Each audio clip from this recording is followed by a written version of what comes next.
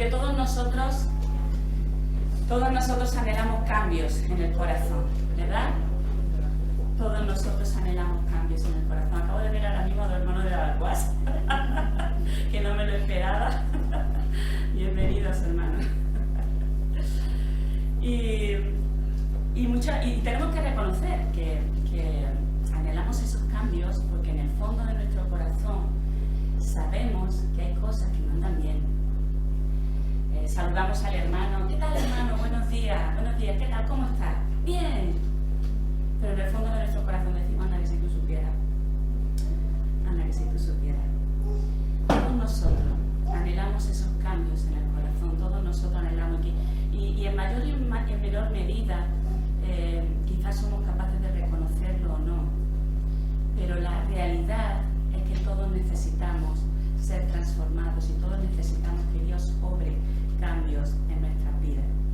Lo que pasa es que a veces buscamos hacer esos cambios en sitios incorrectos y pensamos que esos cambios que necesitamos en nuestro corazón lo vamos a conseguir pues de manera como nos lo ofrece el mundo, que quizás de manera un poco más superficial, quizás creemos que con nuestro propio esfuerzo, que yendo a lo mejor a terapia, y yo no digo que esas cosas no están mal, son cosas que son ayuda, ¿vale?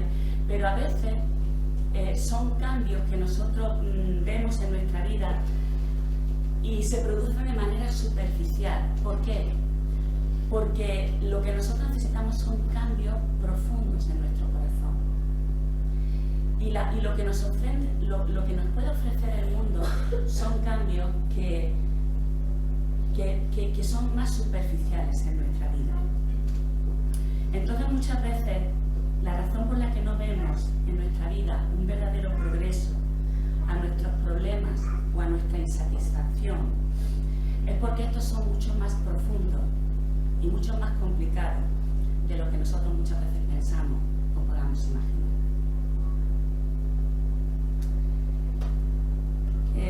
Sin embargo, cuando el Evangelio del Señor entra en nuestra vida, hay cambios.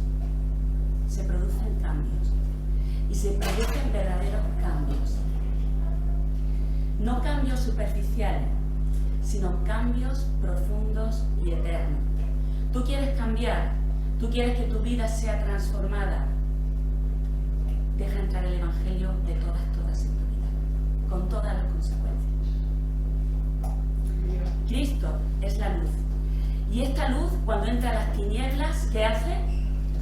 Alumbra y transforma todo lo que hay a tu alrededor. Mirad, cuando los discípulos de Juan el Bautista, hay un pasaje en Mateo capítulo 11, del 3 al 6, que los discípulos de Juan el Bautista van a Jesús con una duda, o más bien con una pregunta, esperando una confirmación de parte del Señor.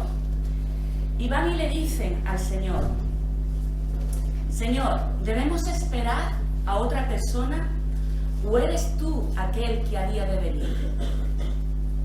Señor, ¿tenemos que esperar a otra persona o eres tú aquel que tiene que había de venir? Es decir, ¿eres realmente tú el que tienes el poder para cambiar esta generación? ¿Eres realmente tú, Señor, el que tienes el poder para cambiar mi vida? ¿Eres tú realmente el que tienes el poder para transformarme a mí? Porque yo no quiero seguir siendo como soy. Esa es la pregunta que quizá esta mañana tenemos que hacer. Yo no quiero seguir siendo como soy. Yo quiero ver los cambios en mi corazón. Yo quiero ver los cambios en mi vida. Señor, ¿eres tú el que tenía que venir a mi vida? ¿O tengo que esperar a otra persona? ¿O tengo que esperar a otra cosa? ¿Qué me dices tú en esta mañana? Los discípulos de Jesús le preguntaron eso, los discípulos de Juan el Bautista, le preguntaron eso al Señor. Y la respuesta de Jesús, ¿sabéis cuál fue? Jesús le dijo, id y haced saber a Juan aquellas cosas que estáis viendo y aquellas cosas que estáis oyendo. Los ciegos ven, los cojos andan, los leprosos son limpiados, los sordos oyen, los muertos son resucitados y a los pobres es anunciado el Evangelio. Y es más, bienaventurado aquel que no halle tropiezo en mí, dijo el Señor. Porque nosotros queremos cambios en nuestra vida, queremos cambios en la sociedad, pero muchas veces encontramos tropiezos en Jesús. ¿Por qué? Porque quizás Jesús nos está pidiendo cosas que nosotros no estamos dispuestos a dar, que nosotros no estamos dispuestos a entregar. Anhelamos cambios profundos realmente en mi corazón, pero me conformo con los sucedáneos que nos ofrece el mundo. O que yo mismo me engaño en mi corazón y pienso que con esto pues está bien, puedo ir tirando. Pero en el fondo de mi corazón sigue estando igual. Y a cabo de un tiempo puedo estar bien, puedo estar medianamente bien, pero luego otra vez veo que sigo lo mismo o peor. Y la respuesta de Jesús fue contundente.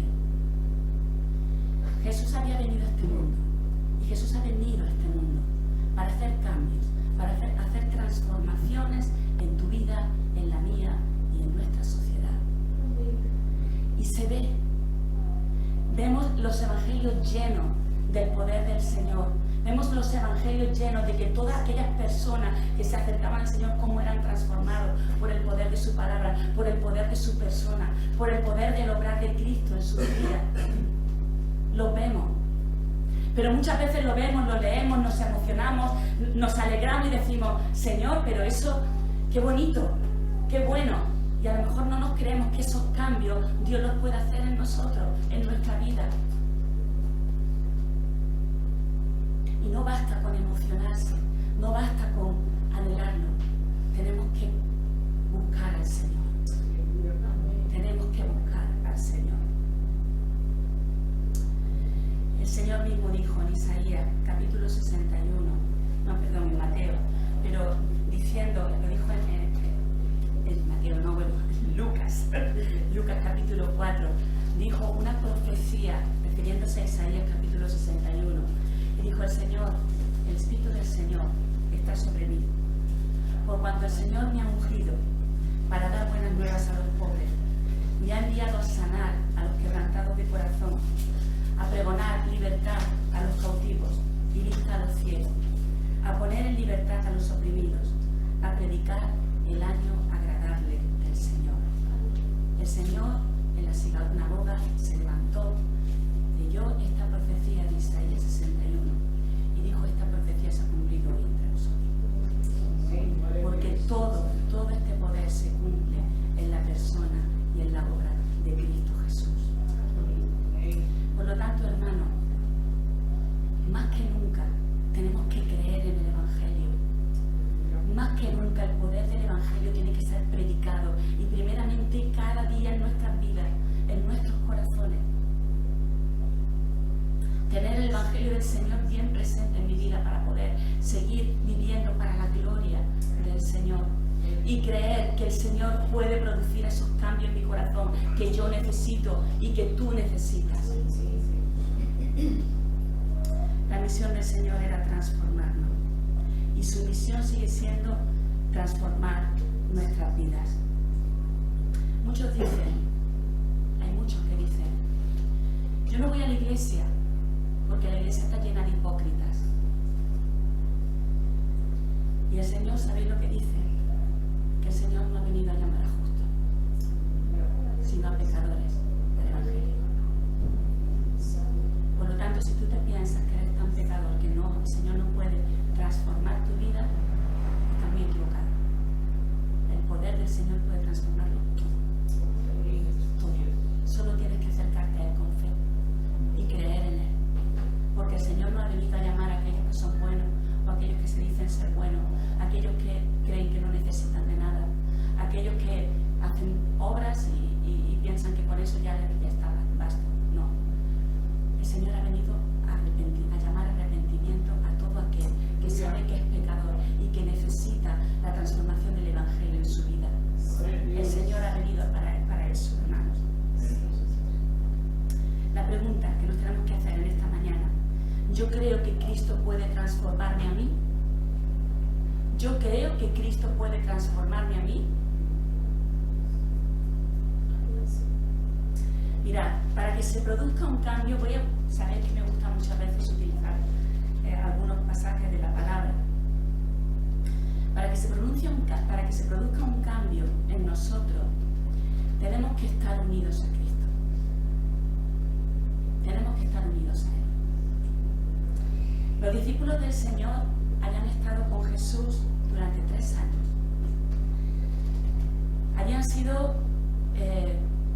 Habían tenido la influencia del Maestro en toda su vida. O sea, ellos estaban con Él, dormían con Él, comían con Él, andaban con Él, le escuchaban predicar, le veían sanar. Qué bendición, ¿no? Y nosotros decimos, jolín, qué privilegiados eran, ¿no? Y muchos de nosotros muchas veces decimos, ay, ojalá viviera yo en esos tiempos y pudiera venir, pudiera ver al Maestro en acción de esa manera. Y cuando el Señor les dice a sus discípulos y habla con ellos y les dice, mirad, es necesario que yo me vaya, es necesario que yo sea entregado, es necesario que vaya a la cruz. Los discípulos como que no quieren ser conscientes de esta realidad, de lo que está pasando. Y en Juan capítulo 16, versículos del 5 al 7, el Señor les da un aliento, les da una promesa. Hemos cantado en esta mañana muchas cosas que tienen que ver con las promesas que Dios nos ha hecho. Pues Dios le hizo una promesa a los discípulos. Pues claro, los discípulos decían, madre mía, es que todo es tan fácil cuando está Jesús con nosotros. Y nosotros podemos pensar, sí, tendría que ser fácil para ellos. Y no querían desprenderse del Maestro después de 3 años de compartir sus vidas con Él. Pero el Señor les dice en Juan capítulo 16, del 5 al 7, ahora voy al que me envió, y ninguno de vosotros me pregunta, ¿a dónde vas? Antes, porque os he dicho estas cosas, tristeza ha llenado vuestro corazón. Pero yo os digo la verdad, dice la Escritura, os conviene que yo me vaya. ¿Qué? Señor, ¿cómo que nos va a convenir que tú te vayas? Tú eres el Mesías, tú estás aquí con nosotros, tú vas a transformar todo, estás transformando nuestra sociedad, estás transformándolo todo. ¿Cómo tú nos dices que nos conviene irte? Dice, porque si no me fuera, ¿qué es lo que pasaría? ¿Qué dice la Escritura? El Consolador no vendría a vosotros, mas si me fuere, os lo enviaré. ¿Quién es el Consolador? El Espíritu Santo. El Señor está prometiendo, mirad, yo me voy, pero no os preocupéis, o sea, más adelante, un poco antes, si leemos un poquito antes, en el capítulo 14, dice, y yo rogaré al Padre y os dará otro Consolador para que esté con vosotros, ¿para qué? Para siempre, dice la Escritura. El Espíritu de verdad, al cual el mundo no puede recibir porque no le ve ni le conoce. Pero vosotros le conocéis porque mora con vosotros, dice, y estará ¿dónde? En vosotros. Dice, no os dejaré huérfanos, sino que vendré a vosotros. Entonces el Señor está diciendo, mirad, a mí me conviene, a vosotros conviene que yo me vaya, porque yo no voy a dejar solo. Lo que voy a hacer es mandar el mismo Espíritu que está operando en mí. Cuando el Señor decía, el Espíritu del Señor está sobre mí y me ha enviado a sanar y a los quebrantados de corazón, a cambiar. Todas esas cosas que hemos leído en la profecía de Isaías, es conveniente que ese mismo Espíritu que mora en mí venga y resida dentro de vosotros. Pero si yo me quedo aquí con vosotros, no termino el sacrificio perfecto que el Señor requiere por la expiación de vuestros pecados. Y entonces no puedo mandar el Espíritu Santo para que more en vosotros. Y para que la obra en vosotros esté completa, esté perfecta, esté acabada. Era necesario, y el Señor está diciendo, es necesario que el Espíritu Santo del Señor venga y no solamente esté con vosotros, sino que esté en vosotros. O sea, el Señor morando en mi corazón, en mi vida, dentro de mí, transformando mi vida, transformando mi naturaleza pecadora para la gloria y honra del Padre. Era necesario, porque el Señor vino para transformarnos y no puede haber cambio y no puede haber transformación si el Espíritu Santo del Señor, si el mismo Señor no está en tu vida y no está en mi vida. Es imposible. Los cambios que va a haber en tu vida van a seguir siendo sucedáneos, cosas que por un tiempo quizás estén bien, pero lo más profundo de tu corazón no va a ser cambiado, no va a ser transformado. No vas a poder tener esa comunión perfecta con el Señor si tú no tienes el Espíritu Santo del Señor en tu vida. Entonces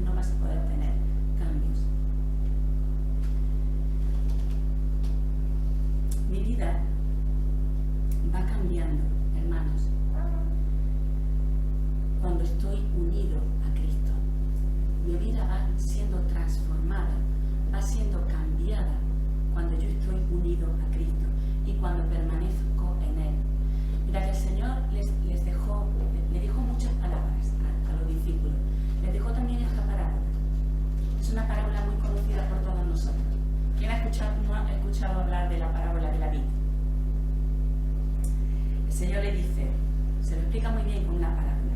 La parábola de la vid y del pámpano. Juan capítulo 15, versículo 4 al 5, dice: permaneced en mí y yo en vosotros. Bueno, la parábola es mucho más larga, pero solo voy a leer estos dos versículos. Dice el Señor: permaneced en mí y yo en vosotros.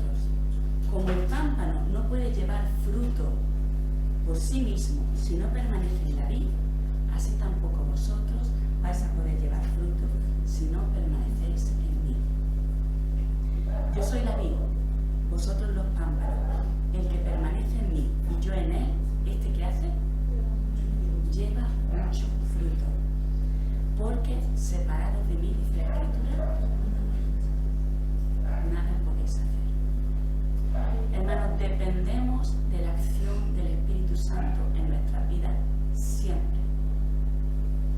Tenemos que estar unidos al Señor siempre. Él es la vid, nosotros los pámpanos. El pámpano que hace, recibe todo de la vid. ¿Para qué? Para que dé un buen fruto. Por lo tanto, el fruto que tú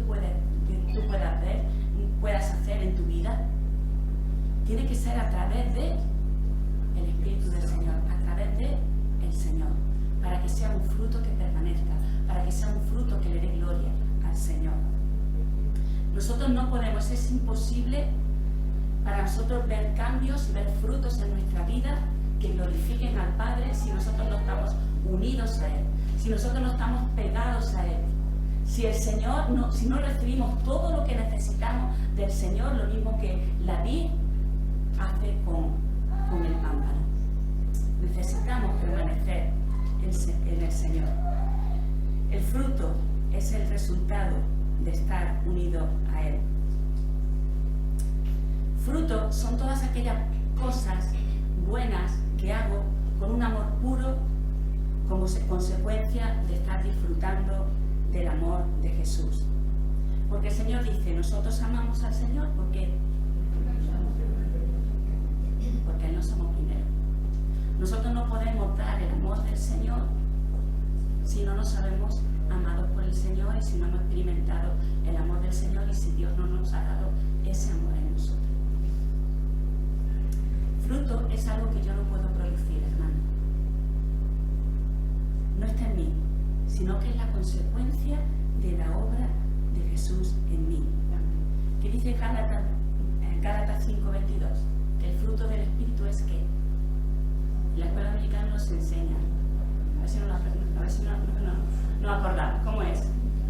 Fruto del Espíritu es amor, gozo, paz, paciencia, benignidad, bondad, fe, mansedumbre, templanza. Cuantas tales cosas no hay ley. El fruto del Señor es todas estas cosas y más. Eso quiere decir que no podemos hacer obras buenas por nosotros mismos. Podemos hacer esta pregunta: ¿es que no hay obras buenas en el mundo? ¿Es que no hago yo cosas buenas? ¿No veo que se hagan cosas buenas? Sí, podemos ver y somos capaces de hacer ciertas cosas buenas, pero no van a ser cosas. Siempre va a ser esas obras buenas que nosotros podamos hacer por nosotros mismos sin el Espíritu del Señor. Siempre va a estar contaminado con mi propio yo. Siempre va a estar contaminado con mi propio yo. Siempre quizá va a ser para mi propia gloria, no para la gloria del Señor. Siempre va a haber algo que no glorifique al Señor, porque no lo estoy haciendo para Él. Así es nuestro corazón, hermano. Nuestro corazón es engañoso. Pero en cambio, todo lo que viene del Espíritu Santo obrando a través de mí, esto es lo que realmente trae verdadera bendición en ti y en todo lo tanto, nosotros tenemos que dejar que el Espíritu Santo del Señor y todo lo que hagamos sea, todo lo que hagamos, lo que podamos hacer, sea obra del Espíritu Santo del Señor en nosotros. Ser llenos del Espíritu Santo, nos dice la palabra. La palabra no nos dice, bueno, si queréis, llenaros del Espíritu del Señor, ahí lo tenéis. No. El Señor dice, ser lleno del Espíritu Santo del Señor. Todo lo que hagamos, tenemos que hacerlo llenos del Señor, para que dé fruto y dé un verdadero fruto que permanezca. Porque dice la Escritura que sin Él nada podemos hacer. Ahora bien, para que se produzca un cambio profundo en mi corazón, tiene que pasar también algo. Tengo que ver la idolatría que hay en mi vida. ¿Cómo que? Si yo ya he venido al Señor, yo ya adoro al Señor, ya no hay nadie más que el Señor. ¿Estás seguro? ¿Estás seguro? Que no hay nadie más que el Señor en tu vida. Para saber esto tenemos que preguntar, ser muy honestos con nosotros mismos. Y tenemos que preguntar, ¿qué es aquello que yo más deseo? ¿Qué es aquello que yo más anhelo? ¿Qué es aquello que yo muevo cielo y tierra por tal de conseguirlo? ¿Y qué es lo primero en mi vida? Que si no tengo eso yo me muero. Y si no tengo eso parece que me falta algo. ¿Qué es aquello que yo más deseo?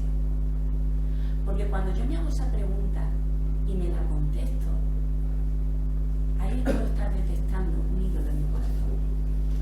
Porque si lo primero en mi vida no es el Señor, si yo no hago todas las cosas y muevo todas las cosas y hago los cambios que yo necesito para que sea el Señor, pensando en el Señor, en que Él tiene que ser lo primero en mi vida, entonces ahí puedo detectar un ídolo en mi corazón. Quizá uno de los ídolos más que más podemos ver en este mundo, y sobre todo, bueno, en jóvenes y no jóvenes, es con el tema de las redes sociales. En las redes sociales, mira que nos metemos por las redes sociales. Muchas veces podemos decir, o sea, en las redes sociales estamos viendo que, bueno, que le queremos dar, que queremos que todo el mundo nos vea, que todo el mundo le dé un like a aquello que yo he publicado, queremos pues ser protagonistas de las cosas. Y quizá a lo mejor eso está escondiendo un ídolo en mi corazón. Quizá eso está escondiendo pues que yo necesito pues ser mirada, ser aceptada, a lo mejor eso es un ídolo en mi corazón. Y todo lo hago y todo me muevo a razón de hacer eso. Quizá yo amo mi reputación tanto que toda mi vida se va a centrar en que todos hablen bien de mí. Y hago cualquier cosa para que todos hablen bien de mí. Para que vean lo guay que soy. Porque es lo que yo más amo. Y voy a poner todo mi esfuerzo en ello. Mirad, no es malo amar las cosas, no es malo, todos queremos las cosas, todos queremos a las personas. Lo malo es amarlo demasiado. Eso es lo malo. Amarlo demasiado tanto que se pone por encima del Señor. Y ahí es donde nosotros tenemos que hacernos esa pregunta. Quizá amo el dinero y toda mi vida y mi esfuerzo se va a centrar en eso.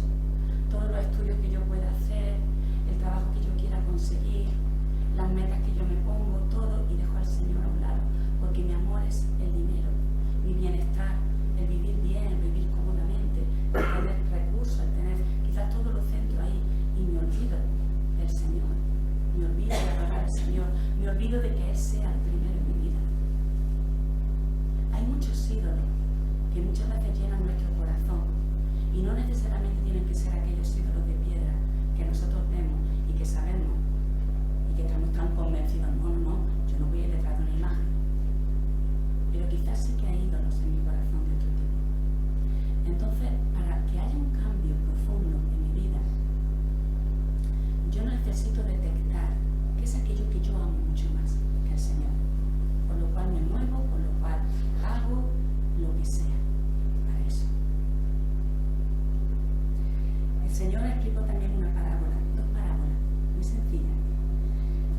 mejor. El reino de los cielos es semejante a un tesoro escondido en un campo, el cual un hombre halla y lo esconde de nuevo, y gozoso por ello va y vende todo lo que tiene y compra aquel campo. También el reino de los cielos es semejante a un mercader que busca buenas perlas, que habiendo hallado una perla preciosa, fue y vendió todo lo que tenía y la compró. El Señor es muy claro. Aquello que realmente amamos, ahí es donde está nuestro corazón. Y hago todo lo que quiero para conseguirlo. Ahora bien, el Señor está hablando aquí del reino de los cielos. Cuando tú te encuentras con el Evangelio, cuando tú te encuentras con Jesús, Él es el tesoro escondido. Él es la perla de gran precio. Que cuando yo la hallo, cuando yo sé quién realmente es Él, lo que Él ha hecho en mi vida, cojo y me da igual todo lo demás y vendo todo lo que tengo por tal de seguir a Cristo. Porque Él realmente es el motivo de mi vida. He encontrado lo que yo más anhelaba, lo que yo más deseaba, lo que realmente me llena, lo que realmente me ha transformado, que es el Evangelio, que es Cristo Jesús. Y el Señor pone como ejemplo estas parábolas refiriéndose al Evangelio, pero también para que meditemos, muy bien, si la perla de gran precio es Jesús y yo no estoy vendiendo todo lo que tengo en un sentido, aunque muchas veces el Señor nos llama a eso, como ahora después vamos a ver. Tengo que ser examinado a través de la palabra de Dios para darme cuenta de estas cosas. Porque nuestro corazón nos engaña. Y yo tengo que ser examinado a través de la palabra del Señor para poderme dar cuenta de estas cosas. La palabra del Señor dice de ella misma, porque la palabra de Dios es que viva y eficaz, y más cortante que toda espada de 2 filos, y penetra hasta partir el alma y el espíritu, las coyunturas y los tuétanos, y discierne los pensamientos y las intenciones del corazón. La palabra del Señor nos confronta, pero muchas veces no queremos leer la palabra del Señor para que no nos confronte. O no queremos escudriñar la palabra del Señor para que no nos confronte. Bueno, eso es lo que tú dices. No, eso es lo que dice la Escritura. Eso es lo que dice la palabra. Porque la palabra del Señor es la que nos hace mirarnos a nosotros mismos y ver realmente lo que hay en mi corazón. Y darme cuenta de cuánto yo necesito al Señor. Y de cuánto yo necesito pedir perdón por mis pecados. Y de cuánto yo necesito arrepentirme y confesar delante del Señor aquella inmundicia que estoy dejando pasar en mi vida. Necesito la palabra del Señor para que me confronte. Porque ella es la que va a producir en mí vida y va a ser eficaz para transformarme y para cambiar mi vida cada día. Entonces tengo que ser examinado por el Señor. Salmo 139, vamos a ir al Salmo 139. Hoy os voy a saturar de la palabra del Señor. Salmo 139, ¿qué nos dice el Salmo? El Salmo 139 nos dice que Dios lo sabe todo, absolutamente todo de mí. Él sabe mis pensamientos, sabe mi acostarme y mi levantarme, sabe mis caminos, sabe mi hablar. Desde que estuve en el vientre de mi madre, Él me conoce. Él lo sabe todo de mí. No hay nada, absolutamente nada que le pueda ocultar al Señor. Ni yo mismo hay ningún sitio en el mundo donde yo me pueda ocultar de la presencia del Señor. Ningún sitio, hermano. Ningún sitio. ¿Qué le vas a esconder al Señor? Nada. Y el salmista que lo sabe, ¿sabe lo que termina diciendo el último versículo? Es un hombre muy valiente. Porque en los últimos versículos leemos en la Escritura que hay un ruego. Hay un ruego que hace el salmista. Hay un ruego que le hace el Señor. Y es un ruego que tiene que estar también en tu corazón y en mi corazón. ¿Qué le dice el Señor? ¿Qué le dice al Señor? Examíname, Señor. Examíname, Señor. Y conoce mi corazón. Y pruébame. Muy bien. Esto hay que ser valiente. Porque cuando le decimos al Señor que Él nos pruebe, Él nos prueba. Él nos prueba. Y conoce mis pensamientos y ve si hay en mí camino de perversidad. ¿Y qué dice además? Y guíame en el camino eterno. Necesitamos ser examinados por la palabra del Señor. Muy bien, ¿cómo hacemos esto? ¿Cómo llevamos esto a cabo? ¿Cómo llevamos esto a cabo? Le digo, lo hacemos aquí en la iglesia. ¿Lo haces en la intimidad realmente de tu habitación? Cada día delante del Señor.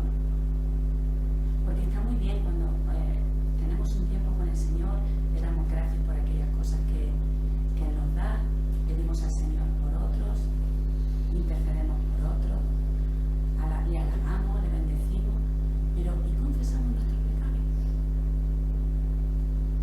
Confesamos nuestros pecados. Hay un momento de confesión en nuestro tiempo con el Señor.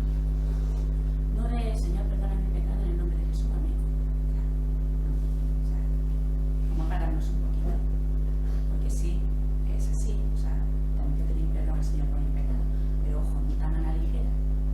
Señor, examíname. ¿Qué hay en mi vida que realmente necesito arrepentirme? Necesito darme cuenta de esto que realmente no te agrada, de este pecado que hay, Señor. Pruébame, conoce mi corazón, cámbiame para que pueda ir por el camino que realmente tengo que ir, por el camino que te agrada. Necesito pedirle al Señor que Él me examine. Hay un joven en la Escritura, todos conocemos también, o casi todos, si alguien no lo conoce, el pasaje está en Mateo capítulo 19, del 16 al 23. El Señor Jesús se encuentra con un joven, y este joven le dice: Maestro bueno, ¿qué es lo que tengo que hacer para llegar a la vida eterna? Y el Señor, pues, como probó su corazón, y lo primero que le dice es: ¿por qué me llaman bueno? No hay ninguno bueno, sino solamente Dios. Si tú te piensas que hay personas buenas, realmente te equivocas. ¿Qué hemos visto? Que lo más profundo de nuestro corazón lo conoce el Señor. Él es el que nos examina, Él es el que nos escudriña y sabe lo que realmente hay en nosotros. Y Él dice que no hay ni un corazón bueno. Ni uno. Y el Señor le dice: ¿por qué me llamas bueno? No hay bueno ninguno sino Dios.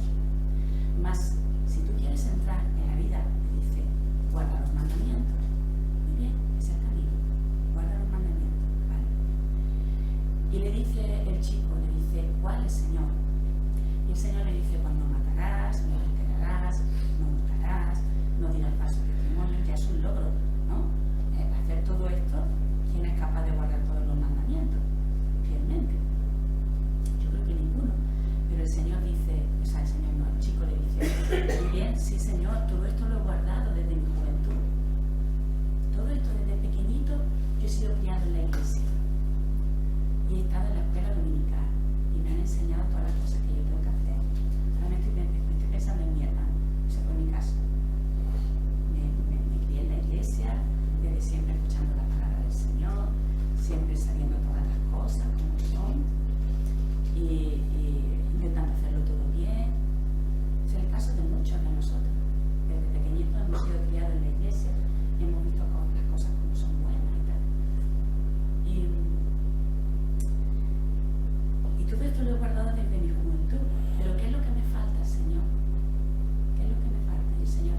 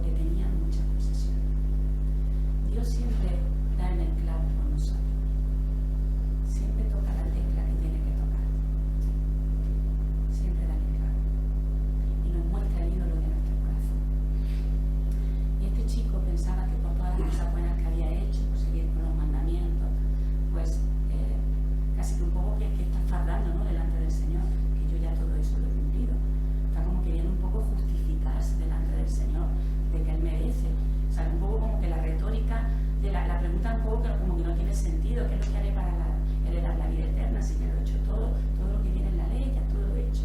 ¿Qué necesito? Pues necesitas tenerme a mí en mi vida. Necesitas dejar todo lo de este mundo y necesitas que yo sea el que realmente reine en ti. Necesitas seguirme. Necesitas vender aquellos ídolos que tú tienes, alejarte de ellos, tirarlos a la basura y seguirme a mí. Eso es lo que necesitas. Entonces los discípulos se hicieron una pregunta. Porque dijeron, madre mía, Señor, entonces ¿quién va a ser salvo? Y el Señor pues le dice a sus discípulos que no hay nadie que haya dejado padre, madre, hijos o hijas, o sus posesiones, o tierra, por Él, que no tenga, dice el Señor, más en esta vida y en la vida eterna,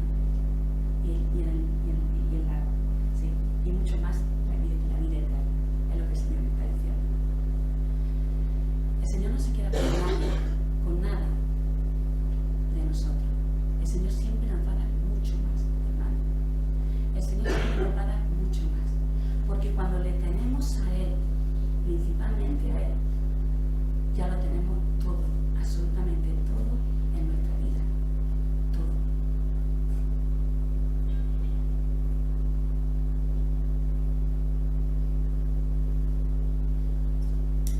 Podemos preguntarnos, ¿por qué tengo que cambiar todo lo que tengo y todo lo que soy por Cristo? Porque todo lo que Él tiene para ti es infinitamente mejor. Tú vas a disfrutar la vida muchísimo mejor. Tú vas a tener al lado al Señor muchísimo mejor. Vas a vivir la vida abundante que el Señor te dice mucho mejor. Y no estoy hablando de la doctrina de la prosperidad, para nada. No. Pero cuando Cristo está en mi vida, aun cuando sufra, aun cuando tenga que abandonar a familia, aun cuando tenga que abandonar aquellas cosas que me impiden seguirle a Él, cuando lo tengo a Él, gano todo, gano esa perla más preciosa que nada. Cuando lo tengo a Él, lo tengo todo, absolutamente todo. Y eso es lo que nosotros tenemos que ver en nuestra vida.